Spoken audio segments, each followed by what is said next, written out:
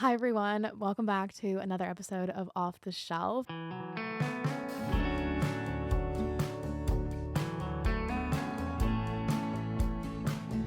Today, we are talking about book clubs, specifically my book club. If you didn't already know, I created my own book club last year. It's my baby. It's called the Bookish Club. And the tagline that I kind of came up with quickly for it and has since stuck is it's a book club that's home to cool people and great books. And we've kind of lived by that since we started. For those who have been following me from the start, you would know that I didn't start my content with reading or anything of the sort. I was working part-time at Dairy Queen. My coworker and I were bored, and we posted one video that turned into a viral video and 40,000 followers overnight, that was 5.5 years ago. It's very weird to look back on that now. But over the years, I have gone from like Dairy Queen content to travel to what I was studying in school, and I was in high school at the time. And with the rise of book talk in 2021, 2022 was kind of when I started to post my own content about reading, and I've been a lifelong bookworm. You kind of have to be with a last name like Book, and that's kind of where it started. And then over the last year, 2 years, it's kind of when I like fully tend to call myself a book talker sometimes. And I saw other people creating book clubs, and I had my own book club on Fable for a while, but I wanted to do something more with it. I wanted to explore a broader community. I wanted to explore different platforms and the ability to kind of bring people together, whether that was like more of an online community or an in-person thing. So the Bookish Club was born last summer of 2024. Once I finished school, it was a very busy end to my university degree. I loved school. I loved McMaster. I loved poli-sci, but at the time it just like wasn't serving me anymore. And I really wanted to do more with this reading community that I had on social media. Like I mentioned just now, I think a lot of people followed me for very different reasons, and I really wanted to harness my bookworms. So that is kind of how the Bookish Club started. So we started in July of 2024 and have read 9 books since then, which is kind of what I wanted to dedicate this episode to. Going forward, the last podcast episode of every month will cover whatever book we read that month. Sometimes it'll just be me. Sometimes I'd love to get the author in to kind of chat, or another bookworm, or anyone else who has read this book. We're kind of just going to see how it goes as we go, as is our 3rd episode of the podcast. And as this being the last episode of the month, I didn't want to start it with a book because I didn't know how many people were going to read it. So I figured for this episode, it could be really good to talk about the 9 books that we've already read over the past 9 months, because we've had some really, really great books that I think we've read. And a couple of them are honestly my favorite books to this day. And I'm really grateful that we could have like read them as a community. And I had so many people to chat with, because a lot of my close friends aren't readers as much as I tried to make them readers and try to give them so many book recs. I've only had luck with recommending Elsie Silver's books. My best friend Brooke has read probably like 3 my recommendations, and that includes Heartless by Elsie Silver, Wild Love by Elsie Silver, and Wild Eyes, also by Elsie Silver. So 9 books over the last 9 months. We read a variety of genres, kind of based around what I like to read and what I think the people who follow me like to read. Overarching genre is fiction. I'm sorry, I don't think we're going to hit any nonfiction books in the club.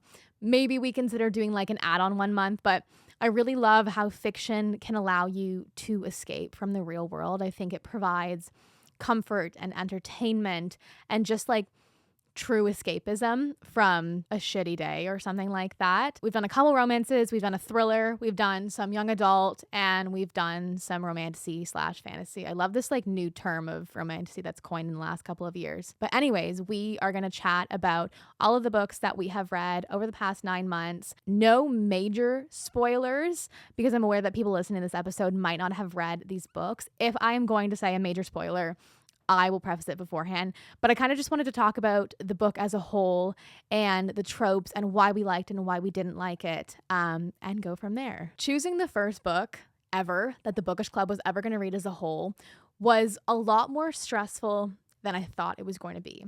We established we were going to create this book club probably at the beginning of 2024. We'd like put that out in the universe. We knew we wanted to wait until I was done school, which I'm very glad that we did, because it would have been a whirlwind trying to do that. I was already trying to write my exams in Germany airports while I was traveling. But throughout this whole time, I had debated on what book needed to be the first book. And I think I put a lot of pressure on it because I wanted it to be good.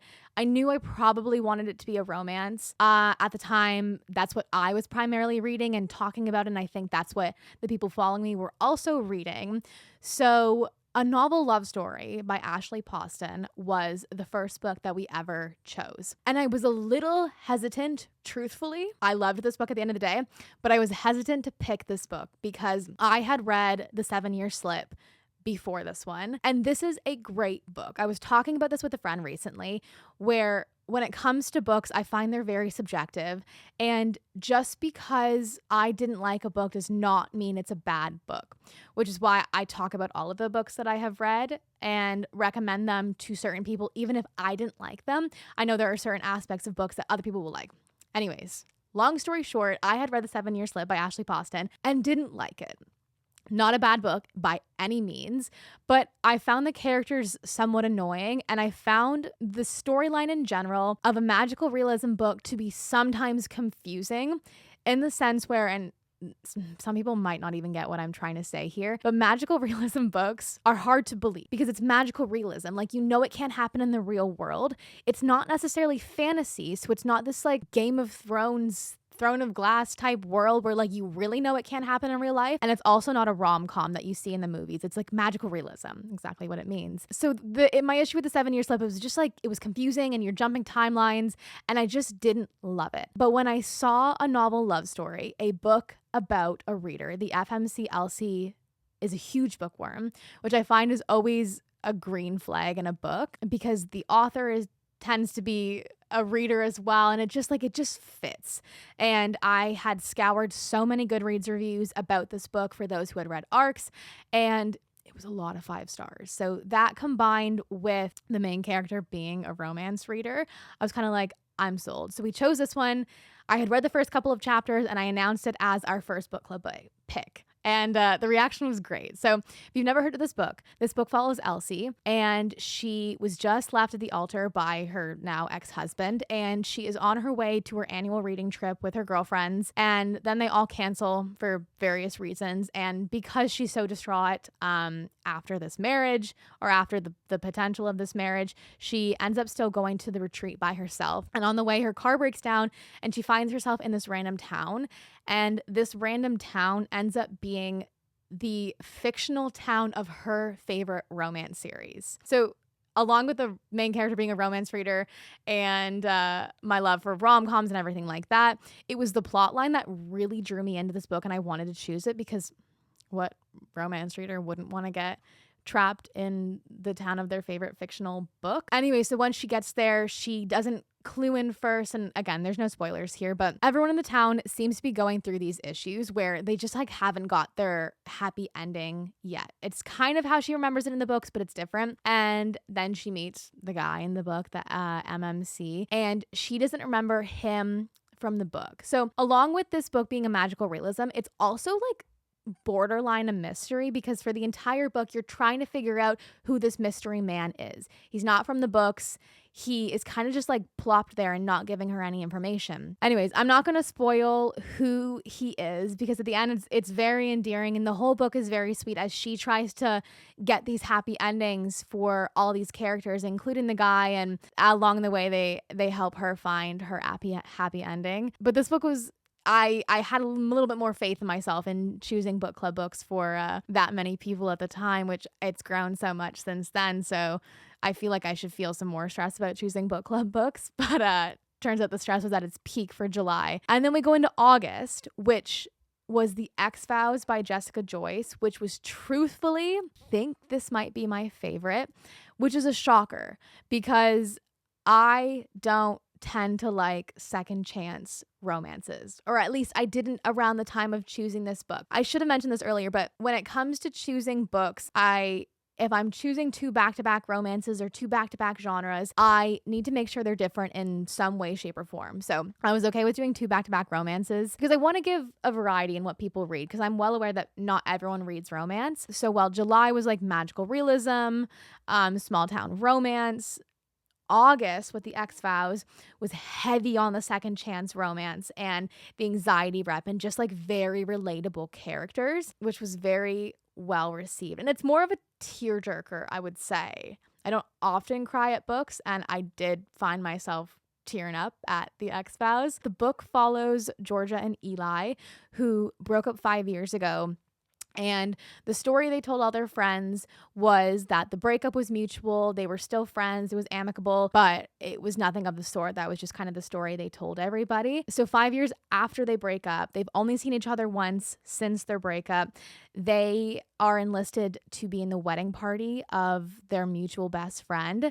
So here's my thing with this book. What I don't love about second chance romances, with the exception of Happy Place by Emily Henry, is that I don't like it when they break up and they have a second chance and they have to like fake date to pretend that they're still together. Again, Happy Place is the only one I will make that exception for. I loved that book, but I'm very happy to report with this book, they're not necessarily pretending to be back together. They're just pretending to be okay. Minor spoiler, like people are well aware that maybe the breakup wasn't totally amicable, but the entire book revolves around them helping their friend like fix their wedding because a bunch of things are going wrong and they have to try and fix it. But the way they fall back in love with each other, or they realize they were kind of in love the whole time, was very sweet. And the reason why I don't love second chance romances, or the reason why I didn't love it, was, I don't know how to word this without sounding rude, but I once believed that once people break up,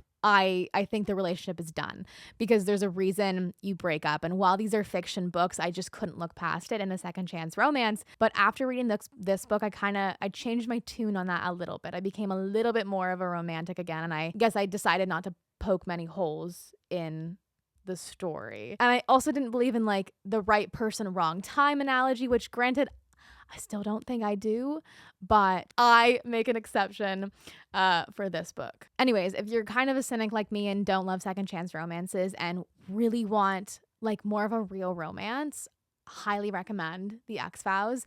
To this day, I think this is one of the favorites of Bookish Club members. I'll like put out a poll every now and then, and the Ex-Vows is either like the most favorited or the most read, and probably my favorite of all time. Anyways, moving on. In September, we read another Bookish Club favorite, which was Heartless Hunter. I was again apprehensive to do this book because another thing that I try to do when I'm picking book club books is more of a recent release to make sure that the majority of club members can read the books. Like if they don't want to reread it, I would like to pick a newer release. And Heartless Hunter came out in February. I was having a hard time trying to find a September book. I had really debated doing Wild Eyes by Elsie Silver, which I still liked. I got an arc of it and I debated putting it in the club. This is going to sound so hypocritical, but the main girl in the book is an influencer / like singer songwriter. And I don't know why, it just like it wasn't for me. Not that I felt like I was reading a book about myself, because I do enjoy reading books where I can connect to the main character. This was just like too similar in some ways. And the opening scene just like paints her in such a dumb way, where she tries to take a picture with a bear because it's like small town romance. Anyways, loved the book, not a perfect fit for September. So I was chatting with my friend Carter and she had brought up Heartless Hunter, and I saw an endless stream of good reviews for this novel. My only concern was that it had released back in February, but I said, whatever. I said, let's pick up this book. And I don't think anyone had any complaints about this book.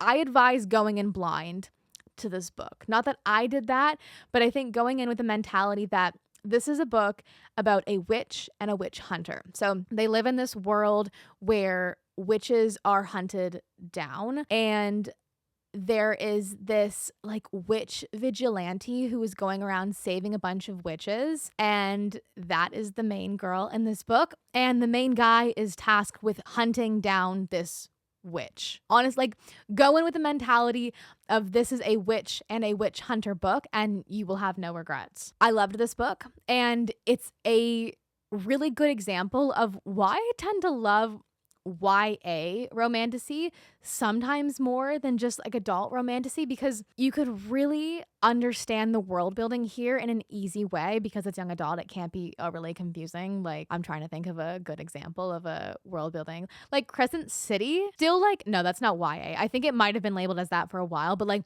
heavy world building there where I don't even understand what's going on in the first 200 pages. Whereas Heartless Hunter paints this like really, really cool and unique world. Yes, there are other like witch and witch hunter books out there, but I have never read anything like this before. The only one that comes close is Serpent and Dove, which I read about 5 years ago, but I'm still pretty confident it's a good book. But Heartless Hunter had a way of like painting this incredible world while having really great tension and chemistry between characters without including any spice in this book. They might kiss in the first book, and that's it from what I remember, but you really get a sense of who these characters are, and I'm happy to report that the second book is just as good. My issue with duology sometimes is the first book is incredible, and it gains a lot of popularity, and people love it, and then you get to the second book, and it's kind of meh. I found this with Dance of Thieves.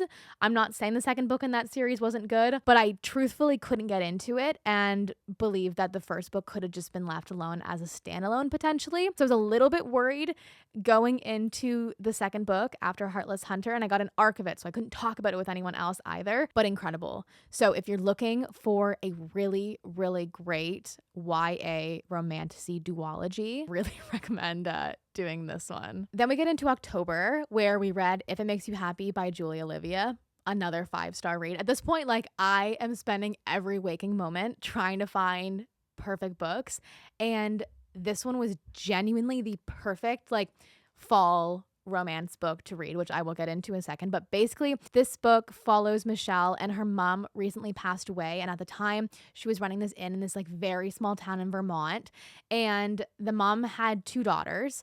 One is like black cat energy, and the other one's more golden retriever energy. And to everyone's surprise, she leaves the inn in the care of Michelle, her like black cat. These are like, if you're not a reader, you probably don't know what I'm referencing here, but just like a little moody, not open to love, not a hopeless romantic, like kind of doesn't believe in love and is a little bit, can come across as rude and quiet sometimes. Anyways, Michelle leaves her big city job, moves to this small town to start running this inn/B&B, meets the town golden boy who everyone loves, and they kind of like immediately hit it off. This is very friends to lovers driven, which again, not a trope that I tend to love, but I definitely make an exception for this book because this book is so near and dear to my heart now. And the book is also split up into 4 chunks, which is why I said this is like the perfect, like I was gonna almost call it Q4, but that's way too technical and we don't use that in the book world. The book, as I've seen referenced on social media, is like perfect for the Burr month. So September, October, November, and December, because the book is split up into 4 chunks where like the first 25% of the book happens in September, the next is October, the next is December or November, and so on like that. And it's just, I don't know how to say this without sounding so cheesy. It's a beautiful book in the sense that not much happens in it. It's like your typical rom-com read. It follows a typical rom-com movie, but the entire book, the guy like is a chef and he teaches her how to bake and he teaches her how to be nicer to the patrons in the inn, the B&B. And he also spends the entire book like trying to figure out what her favorite dessert is. So that was also like kind of a fun component of the book. There was a dessert that, not a major spoiler, but at the end we find out that her favorite dessert, I'm going to butcher the pronunciation because now I haven't thought about it since October, but a Queen Amon, I'm almost positive that's how you say it. It's like a pastry layered with butter and sugar. And it's so good. If you live in the Toronto area, they sell them at Castle and Cole. So my friend and I actually like went to try them because I had to search up the pronunciation of this book or of the dessert. And then we went to try it. Highly recommend. Filmed a video on it too. It was just like a feel good romance read. And as much as I love it, I'm begging you to read it. Like, I will do a reread of this in October of this year. It'll become an annual reread. It also has one of the best epilogues I have ever read in a book. Again, not a major spoiler, but the epilogue is from the dog's point of view, who isn't like a major character in the book. The dog probably has more like screen time, page time than a lot of other animals in books. The epilogue takes place, I think, a couple years in the future, and it's from the dog's point of view. And I think I shed a couple tears. And from that point forward, I really wanted to like find some more good books with a good epilogue, which brings us to our November pick, which is The 13th Child. This was a really unique read because I never expected to choose a book like this for the book club, which sounds maybe it doesn't sound bad. I don't mean it to sound bad. It's just not what I normally read. It is a YA gothic fantasy with like a very small amount of romance. I was really struggling to find a book for November. There wasn't a lot of new releases, but I was in Huntsville on this like little solo getaway, and I had seen like, I don't think it was an exclusive edition of the book. I think just like the hardcover of the book is just naturally gorgeous. And I had seen it at this like really cute shop in Huntsville and didn't buy it, but like clocked it in my brain and then downloaded the ebook to see like if I was actually gonna like it, or I might have just read a preview of it. From like the first couple of chapters, I was like, okay, this is like nothing I have ever read before, but I'm intrigued. I have never read a book that's like cradle to grave. Majority of romance books, majority of fantasy books, it's kind of over a shorter period of time. But The 13th Child follows Hazel from cradle to grave.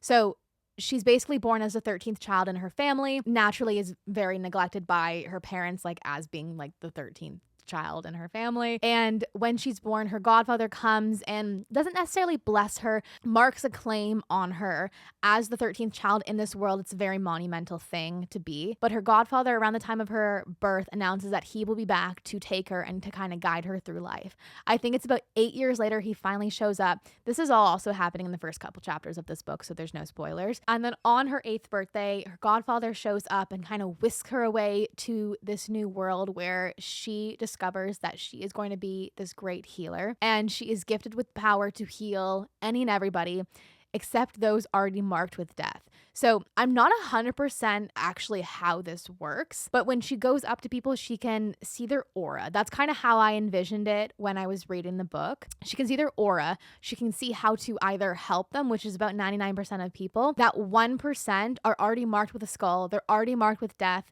No matter what she does, these people are going to die. So she is then given the task of killing them, which I think is very hard news to hear as an 8-year-old to a 13-year-old.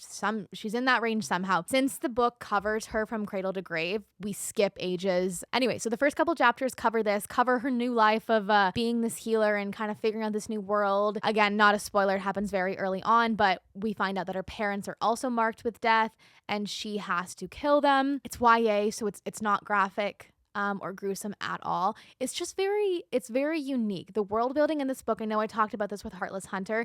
I've never read a book with this unique of world building, and I am a skim reader, couldn't skim with this book. I was so heavily invested in kind of what was going on and I was loving it. And then the plot of the rest of the book follows where she is tasked with healing the king of the kingdom.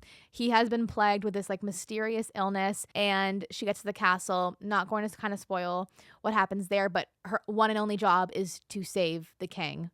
Otherwise, she's not allowed to leave the castle. There's a little bit of romance in it. The only comparison that I have to the amount, there's so little romance in this book. If anyone has ever read To Kill a Kingdom, it's basically the same as that. You get no romance in the first, like, 93% of the book, and then you don't get hit in the face with it necessarily, but you're just like, oh, okay. And again, it's young adult. There's no smut. There's no spice. I'm pretty sure all they do is kiss. My only complaint with this book is that it feels a little too quick with the romance at the end. That is what I think other like book club members had also mentioned. But I think if I were to do a reread of this book, you would see signs throughout. But just because it's so heavily involved in like this new fantasy world and what she's doing as a healer, you kind of miss. And since it's cradle to grave, you miss certain points. You're skipping over the romance potentially. And then you get to the end. It's honestly quite beautiful. Like I mentioned, the epilogue of this book, I thought If It Makes You Happy was the best epilogue I had ever read. The epilogue of The 13th Child, I've never read anything like it before, and I sobbed. And again, I don't remember ever reading at a young adult fantasy book before, and I want to say I want people to just like go with what I've said about this book and just go read it. The epilogue of this book you will not see coming, but it's written so perfectly. Oh, and also, if you need any more convincing to read this book, Erin A. Craig, the author of the book, put out a tweet that was not like this deciding factor for me to choose this book, but it was definitely one of them. And she had tweeted something along the lines of how every author should have a book that is set to a Hosier playlist, and this one was hers. And I was like, yep, fine. Signed, sealed, delivered. I will read that book. And I kind of went in blind too because I hadn't read any of her other books. She had read From Salt and Sorrow, something along those lines. The 13th Child, I'm pretty sure I gave it 5 stars. I think we're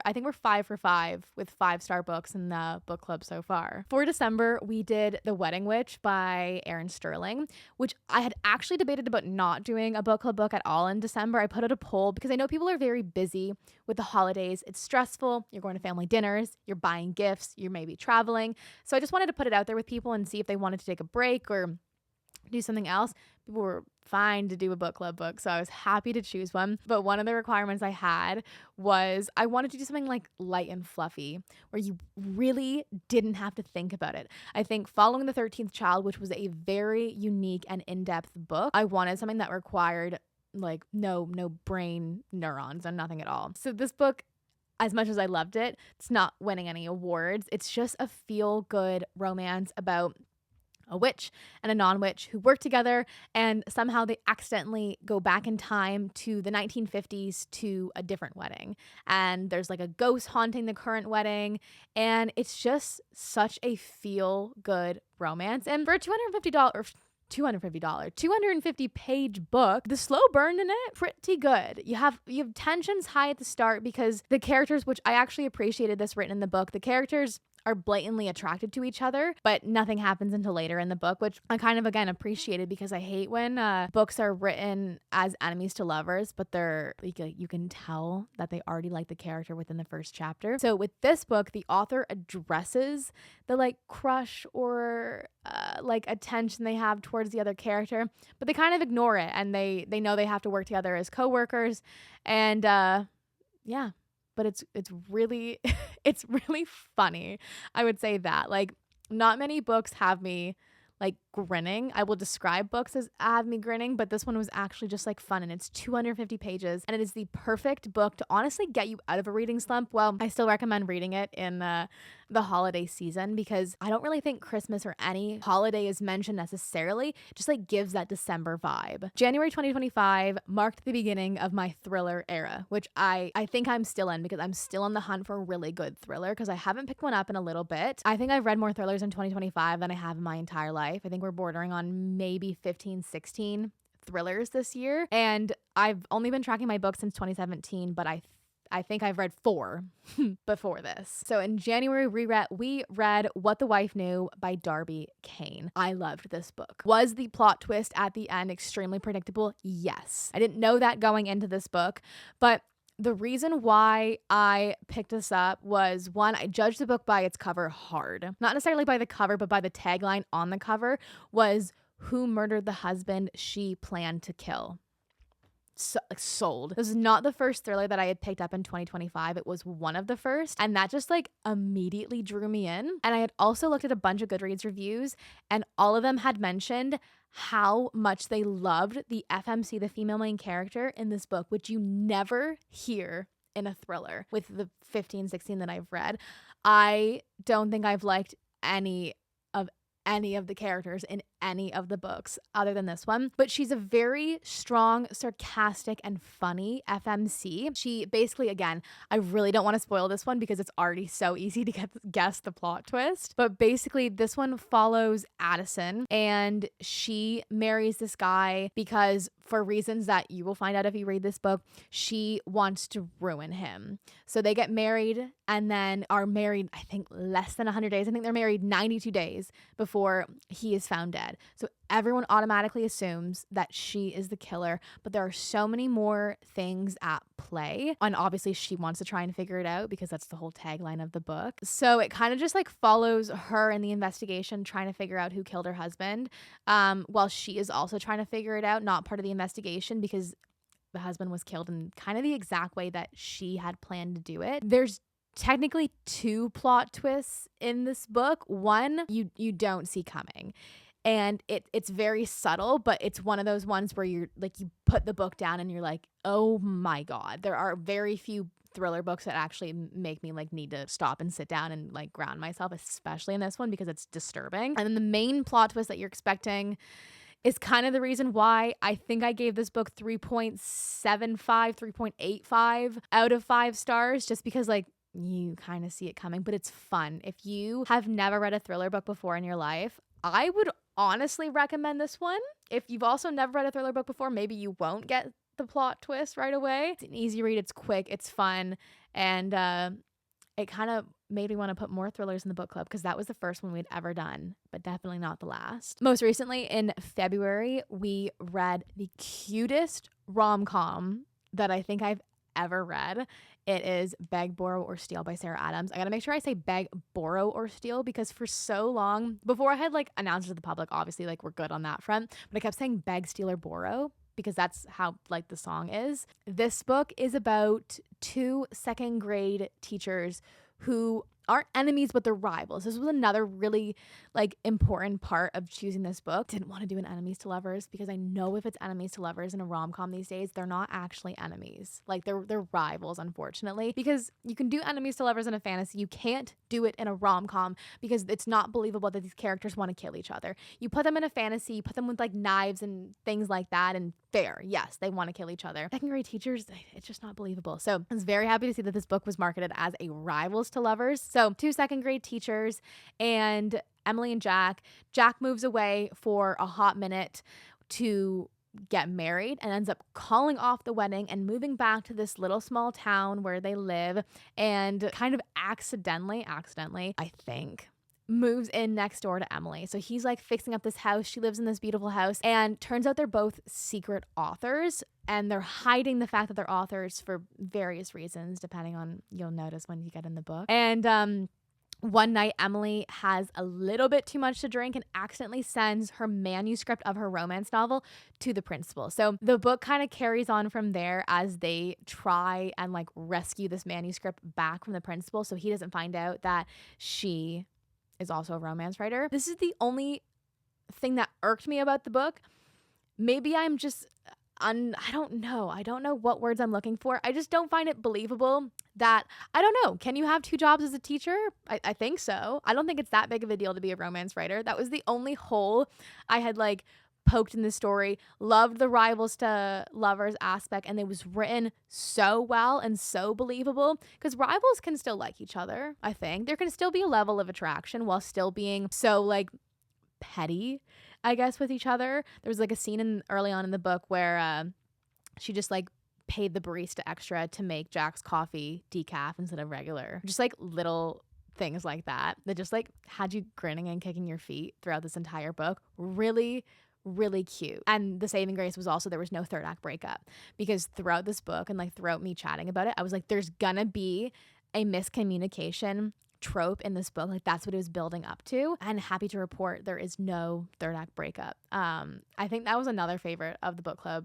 since then. I think it was just like so freaking cute. Finally, for March, which is the current month right now, we are reading First Time Caller. One of the main reasons why I chose this book was because, well, obviously it has like different tropes than we've already read. Had single mom, had hopeless romantic, and the guy who doesn't believe in love. But I kind of chose it because it was a kind of a funny play on launching this podcast overall. We're recording this episode a little bit early, but in the book, they're on like a romance hotline where they're kind of like, it's like an audio only podcast, like it's a radio show.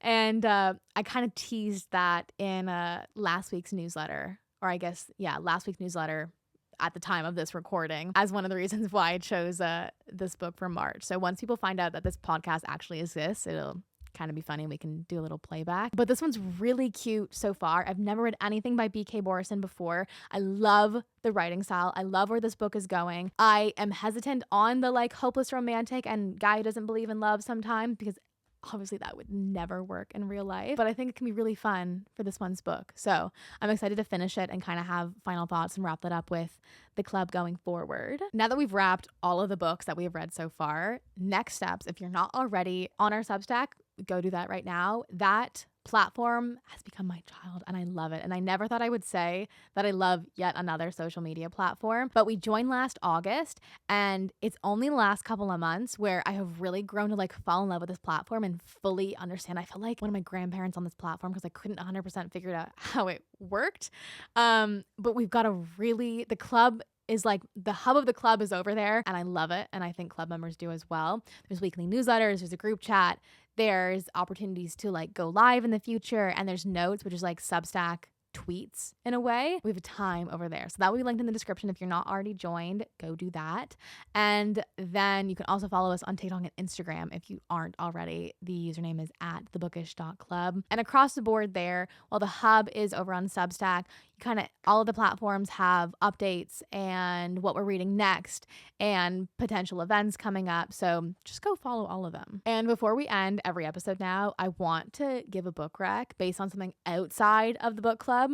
And today that will be Never Lie by Freida McFadden. Everyone raves about The Housemaid. I think Never Lie is the best book she's ever written. I have now read about 7 Freida McFadden books, and no book, let alone any of hers, have ever come close to a plot twist that had my jaw dropped as much as this one. It's like 300 pages. It is a quick and easy thriller. If you want to read your first thriller, highly recommend this one. Housemaid, also great too, but if I had to choose one thriller, my favorite thriller of the year so far, Never Lie by Freida McFadden. And if you do end up reading Never Lie or have already read it, I'm begging, I want to hear your thoughts. I get so much, this is so selfish, I get so much satisfaction out of people being absolutely shocked by this plot twist, because I was, and I thought I knew it from the start, and turns out I could not be more wrong.